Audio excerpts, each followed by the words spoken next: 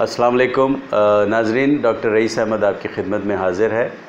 आज मैं आपको बायोफ्लॉक के बारे में कुछ बताऊंगा, कुछ फिगर और फैक्ट्स के साथ। फिगर और फैक्ट्स हैं ये मैंने पाकिस्तान फ़िशरीज़ से लिए, महकमा फ़िशरीज़ हुकूमत पाकिस्तान से लिए हैं।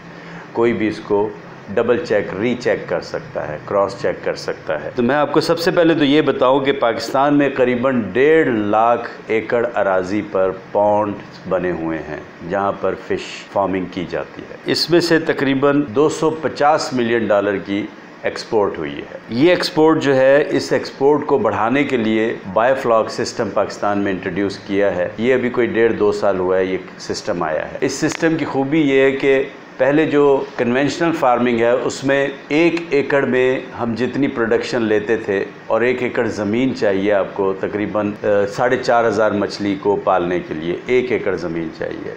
इसको अब हमने कॉन्ट्रैक्ट कर दिया है 16 फुट बाई 16 फुट की जगह पर। 16 फुट बाई 16 फुट की अगर जगह हो तो उसमें हमारा 15 फुट का टैंक आ जाता है, जिसमें आप 1200 मछली बहुत आराम से फार्मिंग कर सकते हैं। इसका रेशो जो है, अब आप अंदाज़ा कीजिए कहाँ 1 एकड़ और कहाँ 16 फुट बाई 16 फुट। सबसे पहले तो इसका ये डिफरेंस आप समझें। जिन लोगों के पास एकड़ों में ज़मीन नहीं है, जिनके पास अपने घर का सहन है या बैकयार्ड में लॉन है, वो फ्रंट यार्ड में लॉन है या सहन है, वहाँ पर भी एक टैंक लगाकर अपनी आमदनी का ज़रिया बढ़ा। इसकी सबसे बड़ी खूबी तो ये है। तो जो आम तौर पे सवाल किया जाता है बायोफ्लॉक क्यों, तो बायोफ्लॉक की वजह यह है कि हर आदमी के पास एकड़ों में ज़मीन नहीं। दूसरा मैं आपको इसके जो फैक्ट्स और फिगर बताना चाहता हूँ वो ये है, पाकिस्तान की फ़िश पूरी दुनिया में एक्सपोर्ट हो रही है और ये वाहिद प्रोडक्ट है जिसके ऊपर कोई पाबंदी नहीं है।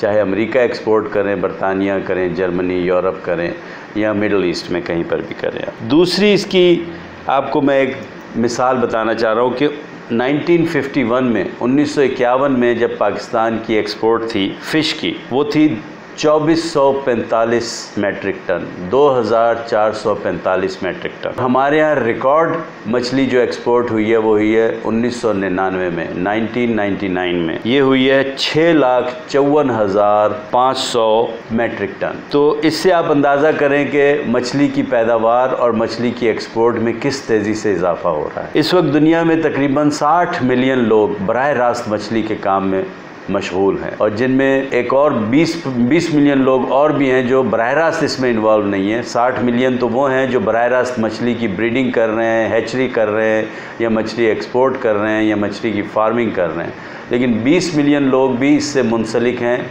ये वो लोग हैं जो मछली की एक्सपोर्ट में अपने कूलर्स लगाते हैं, अपनी पैकिंग वगैरह करते हैं, कार्गो एजेंसियां होती हैं, शिपिंग एजेंसियां। अगर इन सब को काउंट करें तो 20 मिलियन लोगों का रोज़गार भी इसी मछली के काम से मुंसलिक है। चाइना दुनिया का सबसे बड़ा मुल्क है जो एक्सपोर्ट भी करता है, मछली प्रोसेस भी करता है और मछली कंज्यूम भी करता है, यानी ख़ुद मछली उसके मुल्क में भी बहुत खाई जाती है और इसका एक्सपोर्टर भी है। दुनिया में जितनी भी मछली एक्सपोर्ट होती है उसका 35% हिस्सा चाइना का है। तो हम पाकिस्तान में जो अभी इस वक्त मछली एक्सपोर्ट कर रहे हैं, हमारा 4,82,000 मैट्रिक टन सालाना मछली की एक्सपोर्ट है और ये बढ़ रही है। पहले तो मैंने आपको ये इसलिए बताया कि ताकि आपको ये पता चले कि जिस बिज़नेस में आप जा रहे हैं ये कोई मामूली बिज़नेस नहीं है। ये एक ऐसा बिज़नेस है जिसमें आपकी किस्मत, तकदीर बदल सकती है। अगर आप इस बिज़नेस को सीरियसली करें तो इसमें आपकी तकदीर बदल सकती है। फिगर्स एंड फैक्ट्स सब बता दिए। सबसे ज़्यादा जो सवाल किया जाता है मुझसे वो ये किया जाता है कि बायोफ्लॉक में प्रॉफिट कितना होगा, इन्वेस्टमेंट कितनी होगी और क्यों हम बायोफ्लॉक करें। तो मैंने जो आपको नंबर्स बताएं, फिगर्स बताएं, आपको उससे कुछ तो आइडिया होगा कि दुनिया में ये एक बहुत बड़ी सनत है। मछली की सनत एक बहुत बड़ी सनत है। सी फूड, आप किसी भी चाइनीज़ रेस्टोरेंट में जाएं आपको ज़्यादा सी फूड मिलेगा। बदकिस्मती से हम पाकिस्तान में रहते हैं और पाकिस्तान एक ऐसा मुल्क है जहाँ पर हमारे बुज़ुर्गों ने हमारे कानों में ये बात डाली हुई है कि मछली जो है वो सिर्फ सर्दियों में खाई जाती है, गर्मियों में नहीं खाई जाती, जबकि बाकी तमाम दुनिया में पाकिस्तान छोड़ के मछली 12 महीने खाई जाती है, इसलिए उसकी एक्सपोर्ट 12 महीने होगी। आप ये नहीं सोचिएगा कि गर्मियों में मछली मेरा फ्लॉक निकलेगा तो कौन लेगा। हम आपको एक्सपोर्टर्स देंगे, हम आपको एक्सपोर्टर्स की लिस्ट देंगे, बराह रास्त आपके साथ कांटेक्ट करेंगे, आपकी मछली कैश पर उठा के लेके जाएंगे। आपको कोई उसके लिए तगोदौड़ नहीं करनी पड़ेगी, मार्केटिंग नहीं करनी पड़ेगी, भाग दौड़ नहीं करनी पड़ेगी। हम आपको ये सब मुहैया करेंगे ताकि आपको अपने कारोबार में मज़ा आए। इसमें आपके दूसरे सवाल का भी जवाब मिल गया है आपको कि क्यों बायोफ्लॉक, और दूसरा सवाल था मछली ख़रीदेगा कौन। अब हमने आपको बताया कि मछली ज़रूरी नहीं है कि सिर्फ लोकल मार्केट में बेची जाए। हमारे पास एक्सपोर्टर्स की एक लिस्ट है जो आपसे मछली ख़रीदेंगे और कैश ख़रीदेंगे, और आप जैसे ही उनको फ़ोन करेंगे हमारा फ्लॉक तैयार है, वो आपके से आके मछली ले जाएंगे। दूसरा सवाल ये किया जाता है कि भाई हम एक साल में कितने फ्लॉक ले सकते हैं।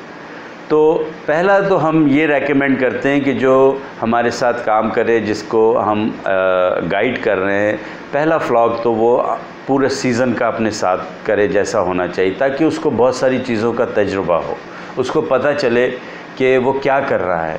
फिर उसको हम गाइड करेंगे, इससे 2 फ्लॉक भी ले सकते हैं आप।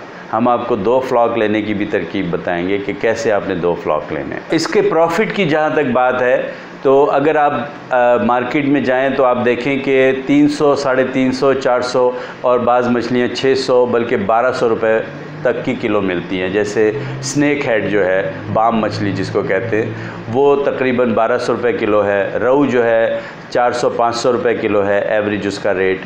और जो दूसरी मछलियां हैं, जैसे हम तलापिया की बात करें या चिड़ा मछली की या गुलफाम की, कैटफ़िश की, ये भी 350-400 रुपये किलो की मछली है रिटेल में।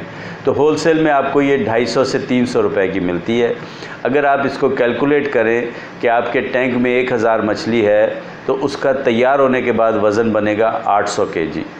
800 केजी को अगर आप 250 से मल्टीप्लाई करें तो आपके सामने जो रकम आएगी वो आपका प्रॉफिट होगा। वो उसमें आपके टैंक के पैसे जो आपने इन्वेस्ट किए वो भी वापस आ जाएंगे, प्रॉफिट भी आ जाएगा। जो आपका दूसरा फ्लॉक होगा उसमें निरा प्रॉफिट होगा, क्योंकि टैंक के पैसे तो आप निकाल चुके हैं। तो ये हो गई आपकी प्रॉफिट की बात। अब हम एक और सवाल है जिसकी बहुत सवाल किए जाते हैं, मैं उसके ऊपर आता हूँ। बहुत सारे लोग पूछते हैं कि बायोफ्लॉक क्यों। तो बायोफ्लॉक के जो हमारा अल्ट्रा स्मार्ट जो सिस्टम हमने इंट्रोड्यूस किया है, इसकी सबसे बड़ी खूबी ये है कि इसमें बिजली की खपत हमने बिल्कुल तकरीबन ज़ीरो कर दी है। इसके अलावा इसमें एरेशन सिस्टम है, वो इतना नेचुरल और इतना उम्दा कर दिया है कि आपकी मछली जो है वो 24 घंटे एरेशन में, ऑक्सीजन में रहेगी। अगर आप कहीं शहर से बाहर जाते हैं, आप पीछे से अपनी मछली की देख रेख नहीं कर पा रहे, तो आपको ये फ़िक्र नहीं बिजली चली जाएगी तो मेरी मछली ना मर जाए।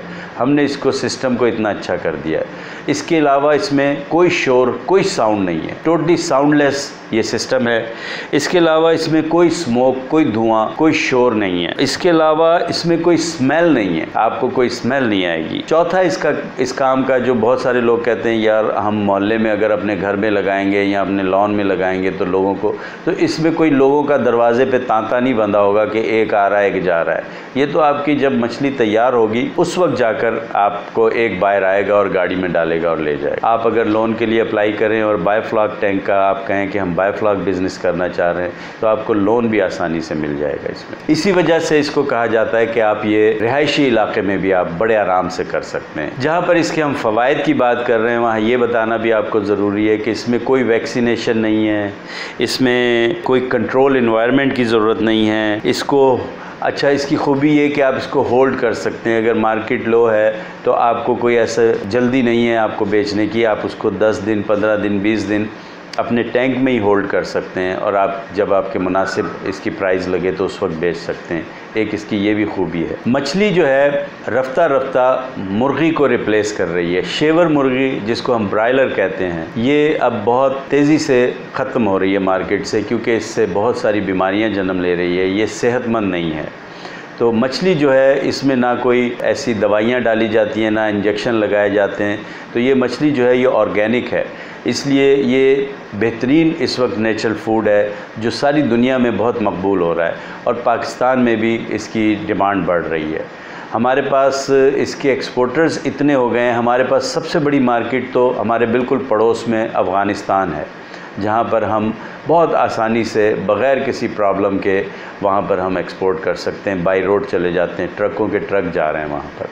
तो ये हमारा इतना बड़ा एक बायर है कि हम इसको ही पूरा कर लें तो बहुत है। इसलिए जिन लोगों के दिलों में या जहनों में ये शकूक है कि ये मछली हम बना रहे हैं और भी लोग बना रहे हैं, इतनी मछली की पैदावार जाएगी कहाँ? मछली की पैदावार जितनी भी हो जाए कम ही रहेगी, इसकी डिमांड हर वक्त मौजूद है। 12 महीने पूरी दुनिया। और अफ़गानिस्तान में तो मछली का कोई ज़रिया नहीं है, इसलिए अफ़गानिस्तान हमारे लिए बहुत बड़ी मार्केट है। इसको हमें कैप्चर करते करते भी कई साल लग जाएंगे कि जब हम ये कह सकें कि अब तो अफ़गानिस्तान, तो फिर अफ़गानिस्तान से आगे काज़ाकिस्तान है और उज़्बेकिस्तान है।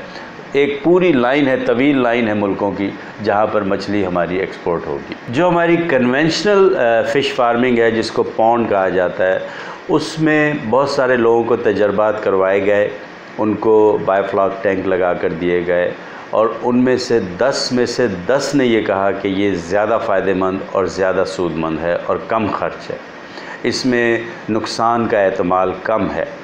जबकि बायोफ्लॉक जो है इसमें कोई नुकसान का चांस ही नहीं है। बायोफ्लॉक टैंक्स में जब आप बायोफ्लॉक टैंक करेंगे तो इसमें कोई नुकसान नहीं है, जबकि जो पॉन्ड फार्मिंग है उसमें नुकसान का एहतमाल है, उसमें चोरी हो जाती है, उसमें परिंदे खा जाते हैं, उसमें फ़ीड ज़्यादा ज़ाया होती है हमारी, इसमें बड़ी नपी तली फ़ीड इस्तेमाल होती है, इसलिए ना फ़ीड की ज़ाया होता है, ना हमें ये डर होता है कि मछली को कोई और परिंदा या जानवर खा जाएगा, ना हमें ये डर होता है कि इसको कोई चोरी करके जाल डाल के ले जाएगा। तो ये भी इसकी एक बड़ी अफादियत है बायोफ्लॉक टैंक की। जब हमने कन्वेंशनल फार्मर को बायोफ्लॉक टैंक की तरफ राग़िब किया और उसने लगाया, तो 10 में से 10 लोगों ने ये जवाब दिया कि हम 100% मुतमईन हैं बायोफ्लॉक टैंक से, और ये उससे कहीं ज़्यादा बेहतर है, कम जगह पर, कम रकबे पर उससे ज़्यादा प्रोडक्शन ले सकते हैं। मुझे उम्मीद है नाज़रीन कि मेरे सवालों से और मेरे इस छोटे से लेक्चर से आप लोगों को काफ़ी मालूमात मिली होंगी।